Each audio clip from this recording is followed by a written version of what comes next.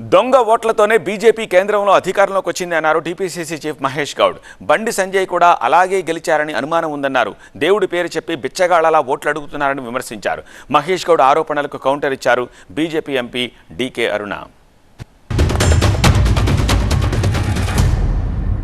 BJP నాయకుడు బండి సంజయ్ గెలుస్తాడా? ఇక్కడ councillor నుంచి ఎంపీ ఎట్లయిండు? దొంగ ఓట్లు వేసుకునేండు. కరీంనగర్ లో కూడా ఇలా రాహుల్ గాంధీ ఓట్లు బయట పెట్టినారంటే కరీంనగర్ కూడా దొంగ ఓట్లతోనే గెలిచినట్టుగా నాకు అనుమానం ఉన్నది. దొంగ ఓట్ల గురించి కాంగ్రెస్ పార్టీ మాట్లాడుతుంటే అసలు నవ్వొస్తుంది. వాళ్ళకు ఓడిపోయినప్పుడే దొంగ ఓట్లు గుర్తొచ్చినాయి. దేశవ్యాప్తంగా ఓడిపోతున్నటువంటి కాంగ్రెస్ పార్టీకి ఈరోజు దొంగ ఓట్లు అనేటటువంటి మాట గుర్తొచ్చింది. వాళ్ళు గెలిచినన్ని రోజులు బ్రహ్మాండంగా ఓట్లు ఉన్నాయి.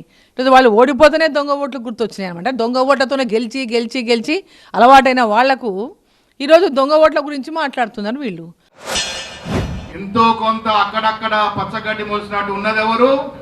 కులం పేరిట, మతం పేరిట, కొండగట్ట హనుమంతుడి పేరిట ఓట్లు అడిగే బిచ్చగాళ్ళు బీజేపీ వాళ్ళు.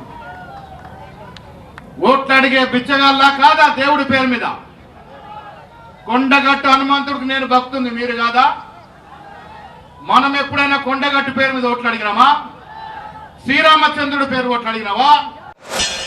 అంటే దేవుణ్ణి, హిందుత్వాన్ని, ధర్మం గురించి, దేవుడి గురించి మాట్లాడితే బిచ్చగాళ్ళ ఆయన దృష్టిలో? ధర్మము దేవుడు అంటే బిచ్చగాళ్ళ? మీరు అనకండి, మీరు ఇంకేమన్నానండి.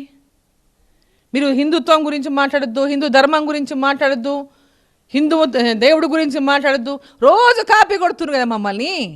మతిస్థిమితం కోల్పోయి ఇతరులను అవమానకరంగా మాట్లాడడం అంటే ప్రజలు బుద్ధి చెప్పడానికి సిద్ధంగా ఉన్నారు.